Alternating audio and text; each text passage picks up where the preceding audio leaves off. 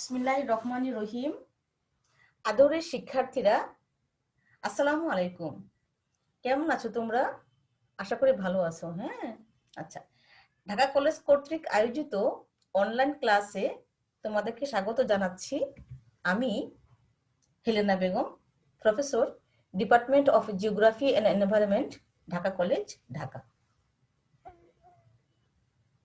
আজকে আমি তোমাদের সাথে যে টপিকটা নিয়ে আলোচনা করতে চাচ্ছি সেটা হচ্ছে মেজারমেন্ট অফ অ্যাক্সেসিবিলিটি, বা তার বাংলা হচ্ছে সহজগম্যতা পরিমাপ। যেটা আমাদের মাস্টার্স ক্লাসের কোর্স কোড GETH 5006, যা ট্রান্সপোর্টেশন জিওগ্রাফির একটি অংশ। কেমন? আচ্ছা,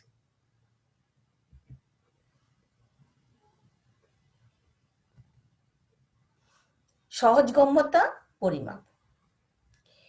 সহজগম্যতাকে অনেকভাবে পরিমাপ করা যায়, নিম্নে কয়েকটি নাম উল্লেখ করে বর্ণনা করা হলো। 1 নম্বর হচ্ছে টপোলজির ভিত্তিতে, on the basis of topology. 2 নম্বর হচ্ছে বা খ হচ্ছে দূরত্বের ভিত্তিতে, on the basis of distance. 3rd বা লাস্ট হচ্ছে জনসংখ্যার ভিত্তিতে, on the basis of population. কেমন?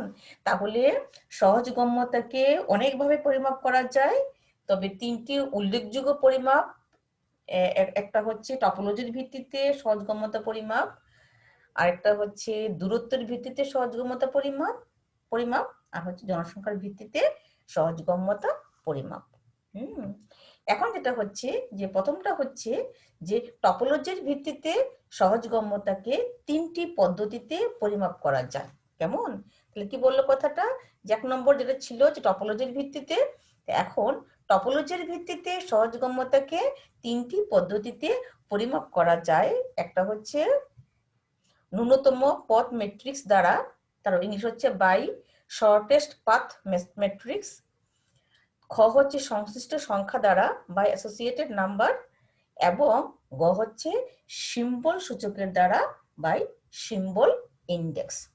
আমরা গত ক্লাস দুটোতে ন্যূনতম পথ ম্যাট্রিক্স দ্বারা বা বাই শর্টেস্ট পাথ ম্যাট্রিক্স এবং সংশ্লিষ্ট সংখ্যা দ্বারা বা বাই অ্যাসোসিয়েটেড নাম্বার দ্বারা কি করে সহজগম্যতাকে পরিমাপ করা যায় সেটা আমরা শিখেছি। কেমন?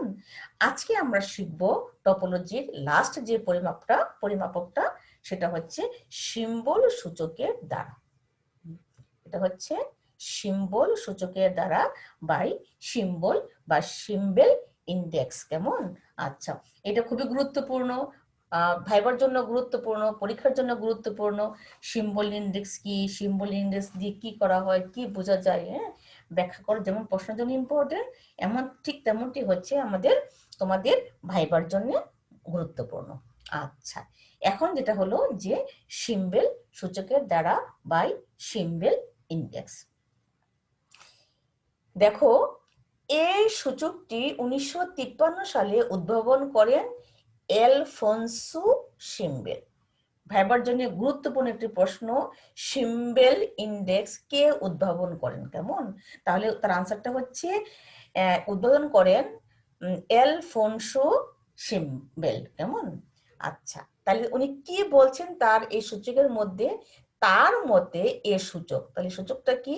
তার মতে এ সূচক কোনো একটি পরিবহন জালিকার একটি গ্রন্থি হতে ন্যূনতম পথে ইন দ্য শর্টেস্ট পাথ অন্য সবগুলো গ্রন্থির সঙ্গে সংযুক্ত হতে প্রয়োজনীয় পথের মোট সংখ্যা নির্দেশ করে।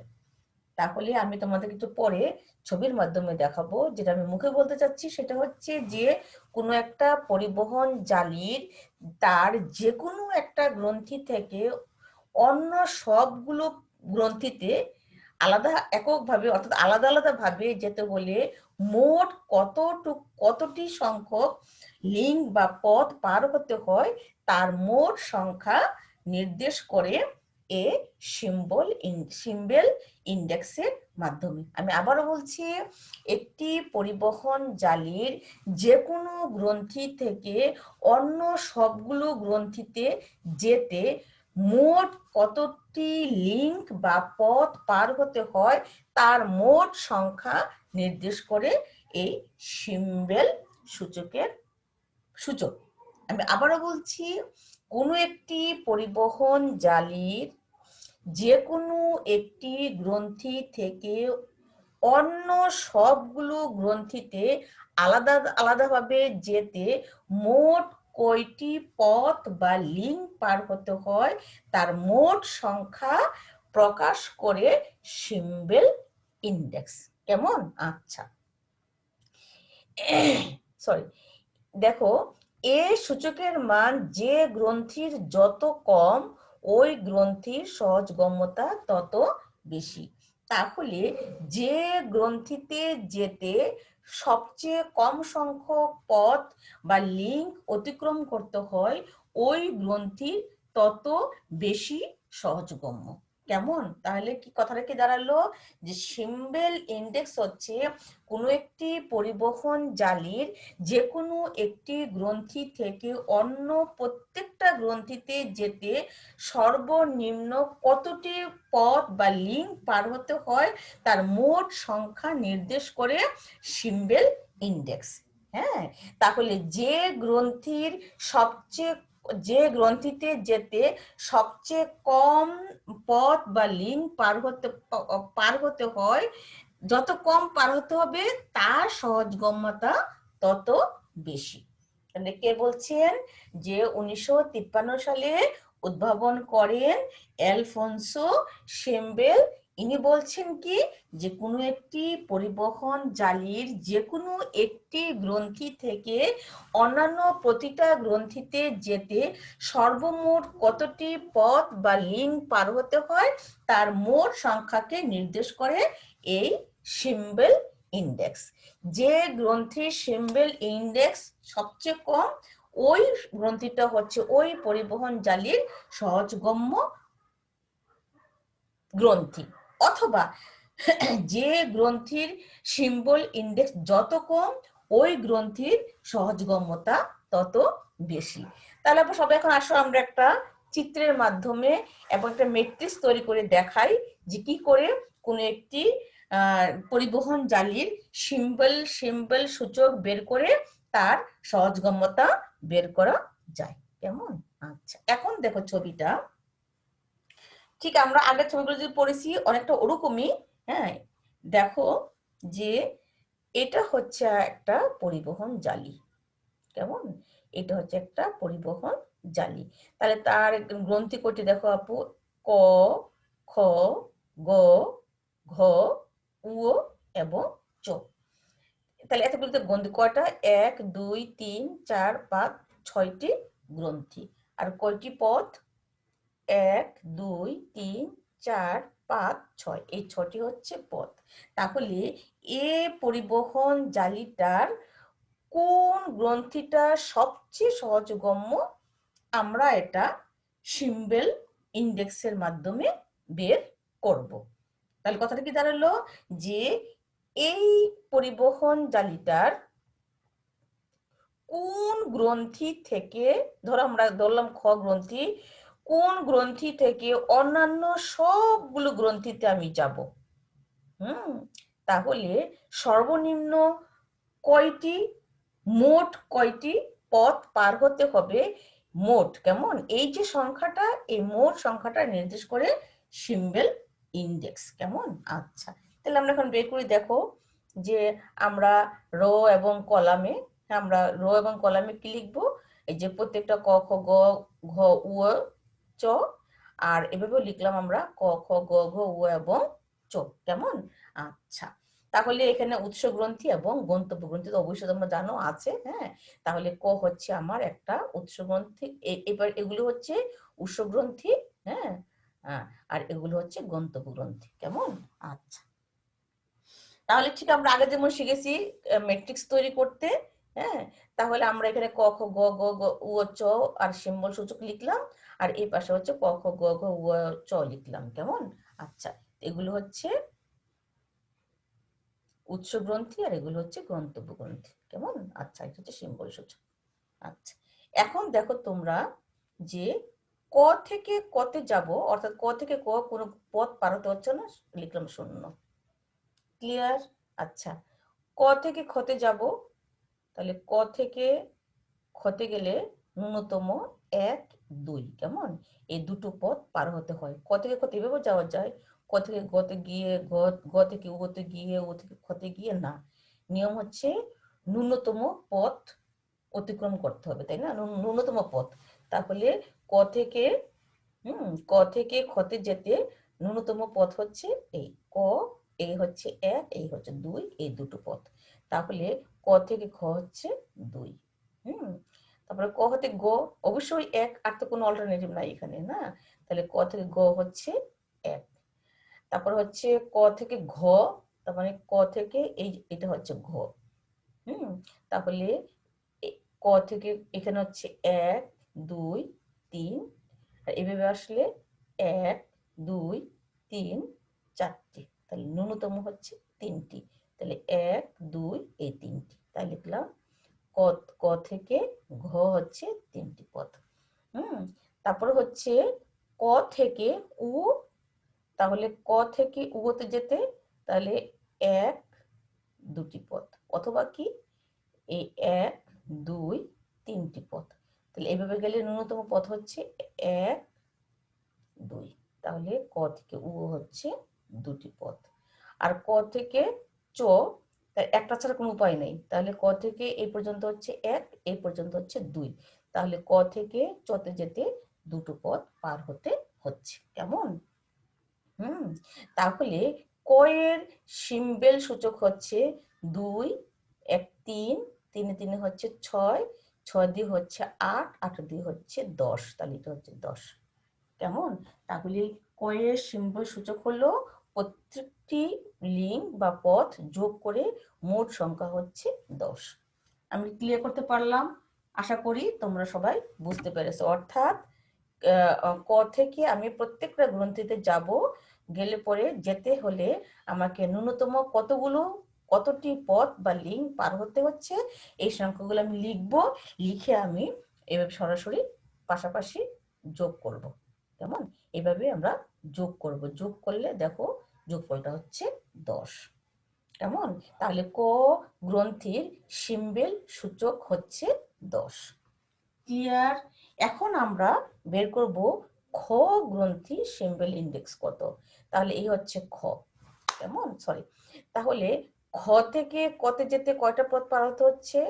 1 2, দুটো পথ। এভাবেও যাওয়া যায়, খ থেকে তে গিয়ে, ও থেকে গতে গিয়ে, গ থেকে ক, তখন কটা হয়? 1 2 3টি। তাহলে ন্যূনতম হচ্ছে 1 2।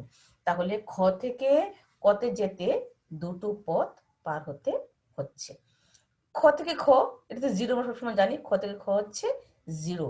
খ থেকে গ, খ থেকে গতে হচ্ছে ন্যূনতম হচ্ছে 1টি, আর সর্বোচ্চ কত? 2টো। তাহলে ন্যূনতম হচ্ছে 1। খ থেকে ঘ, খ থেকে ঘ, এখানে 1টি পথ, আর আর কোনো অল্টারনেটিভ নাই। তাহলে খ থেকে ঘতে হচ্ছে 1টি পথ পার হতে হচ্ছে। খ থেকে উতে যেতে, এই যে খ উ, তাহলে ন্যূনতম হচ্ছে 1, আর ঘুরে গেলে হচ্ছে 2, আমরা ন্যূনতমটাই যাব। তাহলে খ থেকে উতে যেতে হচ্ছে এই 1টি পথ। তারপরে হচ্ছে খ থেকে চতে যেতে, খ থেকে চতে যেতে এভাবে গেলে হচ্ছে 1 2, আর এভাবে গেলে হচ্ছে 1 2 3টি। তাহলে আমরা কোনটাতে বলবো? দুটো বলবো, 3টি বলবো না। তাহলে খ থেকে চতে যেতে দুটো পথ পার হতে হচ্ছে। তাহলে দেখো তোমরা আপুকে খেয়াল করো, তাহলে খ গ্রন্থির সিম্বল সূচক কত হবে? 2, আমি যোগ করি বরাবর, 2 একে হচ্ছে 3, 3 এর একে হচ্ছে 4, 4 এর একে হচ্ছে 5, 5 এর 2 হচ্ছে 7। তাহলে এটা হচ্ছে 7। এভাবে গ খ গ্রন্থির সিম্বল সূচকের মান হচ্ছে 7।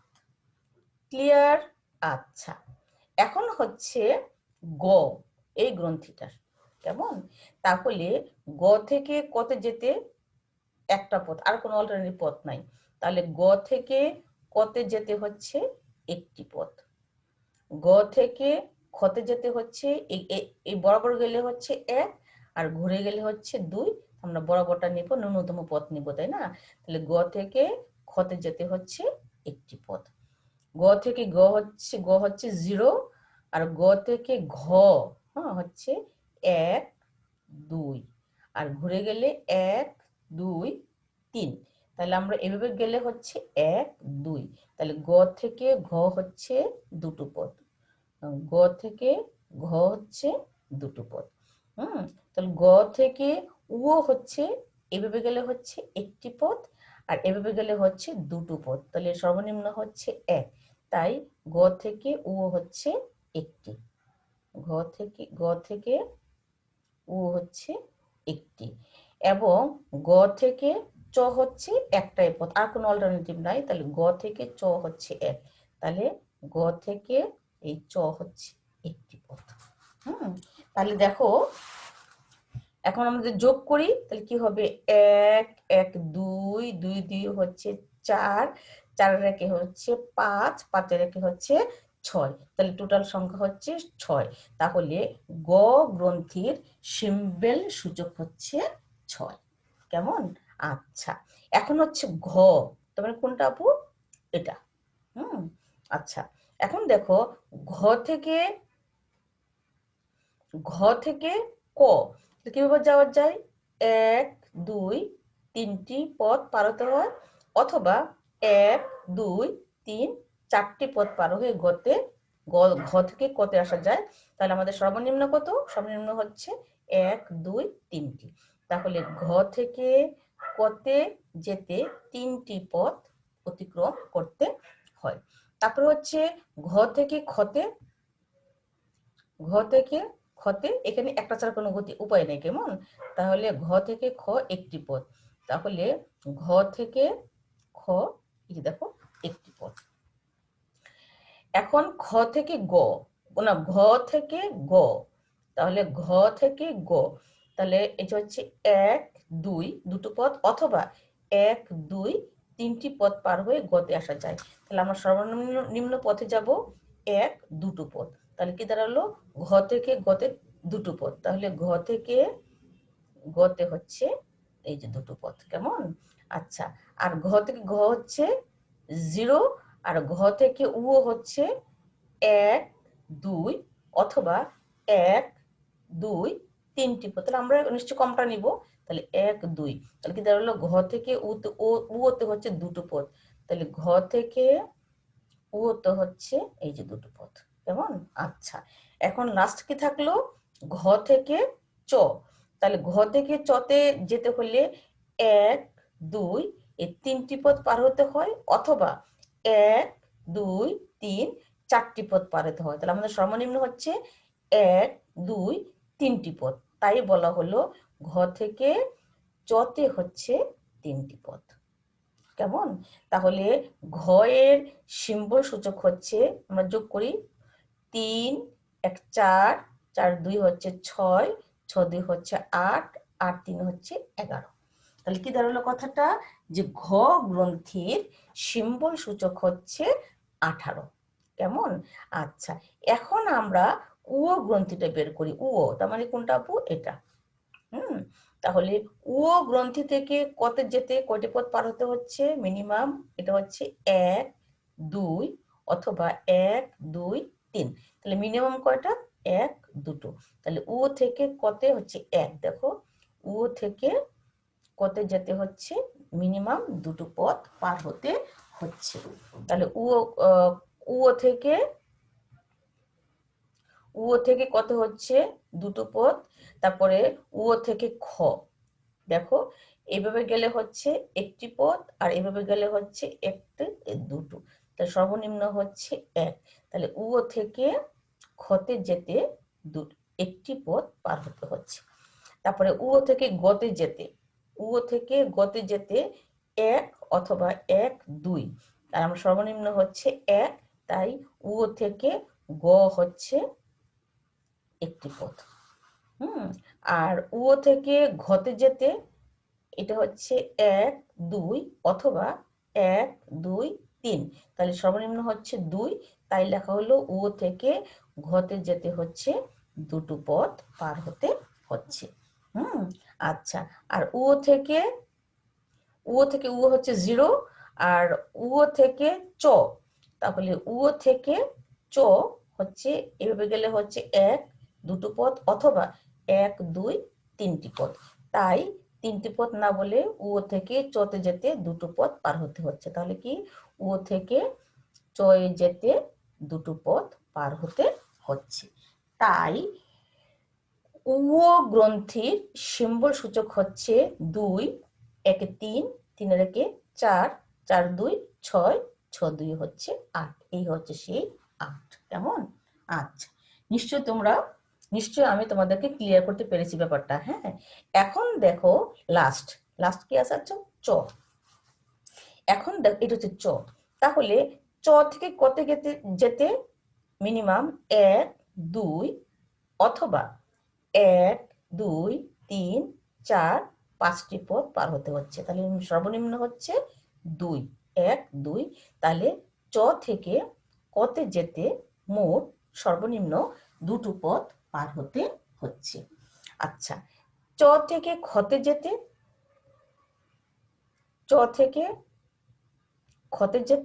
তাহলে এদিক দিয়ে গেলে হচ্ছে 1 2 অথবা 1 2 3টি পথ, তাই আমরা বলবো যে চ থেকে খতে যেতে সর্বনিম্ন পথ অতিক্রম করতে হয় দুটো, তাই হচ্ছে কি চ থেকে খ যাচ্ছে সর্বনিম্ন দুটো পথ। কেমন? এখন হচ্ছে চ থেকে গ, এখানে একটি পথ, তাছাড়া কোনো উপায় নেই, তাই না? তাহলে 1, তাহলে চ থেকে গ হচ্ছে একটি পথ। কেমন? আচ্ছা, তারপর হচ্ছে চ থেকে ঘ, কয়টি পথ দেখো আপু, খেয়াল করো, 1 2 3টি পথ, তাই না? এভাবে গেলে হচ্ছে 3টি, আর এভাবে গেলে 1 2 3 4টি পথ। তাহলে চ থেকে ঘতে এভাবে গেলে হচ্ছে 3টি পথ, আর এভাবে গেলে হচ্ছে 4টি পথ। তাহলে আমরা অবশ্যই 3টি পথ বলবো। তাহলে চ থেকে ঘতে যেতে 3টি পথ। কেমন? আচ্ছা, তারপর হচ্ছে চ থেকে উও, তাহলে কয়টি? এখানে হচ্ছে একটি, আর এখানে হচ্ছে একটি, মোট দুটো পথ, আর ঘুরে গেলে 1 2 3টি পথ। তাহলে আমরা 3 না লিখে কত লিখবো? দুটো পথ। তাহলে এই হচ্ছে 1, এই হচ্ছে 2, কত লিখে দাঁড়ালো? চ থেকে উতে যেতে দুটো পথ, তাহলে চ থেকে উতে যেতে হচ্ছে দুটো পথ পার হতে হচ্ছে, আর চ থেকে চ হচ্ছে 0।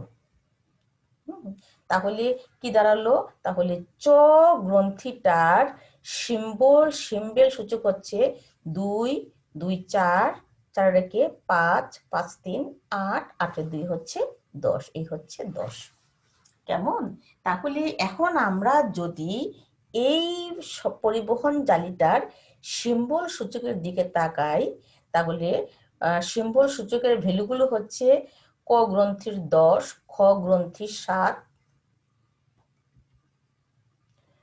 গ গ্রন্থির 6, ঘ গ্রন্থির 11, উ গ্রন্থির 8 এবং চ গ্রন্থির হচ্ছে 10। তাহলে সর্বনিম্ন সিম্বল সূচক কোন গ্রন্থিটার? দেখো সর্বনিম্ন হচ্ছে 6, এটা হচ্ছে 6, এটা কোন গ্রন্থি? এটা হচ্ছে গ। তাহলে আমরা যে ছবিতে তাকাই, এটা হচ্ছে গ। তাহলে কি দাঁড়ালো? যে গ গ্রন্থি থেকে অন্যান্য গ্রন্থিগুলো, কি কি গ্রন্থি আছে, অন্যান্য কোন কোন গ্রন্থি আছে আপু? ক খ ঘ উ এবং চ, এই অন্যান্য সবগুলো গ্রন্থিতে আলাদা আলাদা ভাবে যেতে তাকে সর্বমোট 6টি পথ পার হতে হচ্ছে। এবং দেখো গয়ের হচ্ছে 6, আর 7 হচ্ছে খয়ের, 8 হচ্ছে উয়ের, আর 10 হচ্ছে ক এবং চ, আর 11 হচ্ছে ঘ। তাহলে সবচেয়ে কম হচ্ছে গ, সবচেয়ে কম হচ্ছে গ, আর সবচেয়ে বেশি হচ্ছে ঘ। সবচেয়ে বেশি হচ্ছে ঘ। তাহলে সবচেয়ে কম হচ্ছে এই পরিবহন জালিটার সবচেয়ে সিম্বল সূচক সবচেয়ে কম হচ্ছে গয়ের এবং সবচেয়ে বেশি হচ্ছে ঘয়ের। তাহলে সিম্বল এর মতানুযায়ী যে এই পরিবহন জালিটার সবচেয়ে সহজগম্য গ্রন্থি হচ্ছে গ, আর সবচেয়ে কম সহজগম্য গ্রন্থি হচ্ছে ঘ। কেমন? বাকিগুলো হচ্ছে তার মাঝখানে। তাহলে এটাই বলা ছিল যে সিম্বল সূচকের মান যে গ্রন্থিটার সবচেয়ে কম সেটাই হবে ওই পরিবহন জালির সবচেয়ে সহজগম্য গ্রন্থি।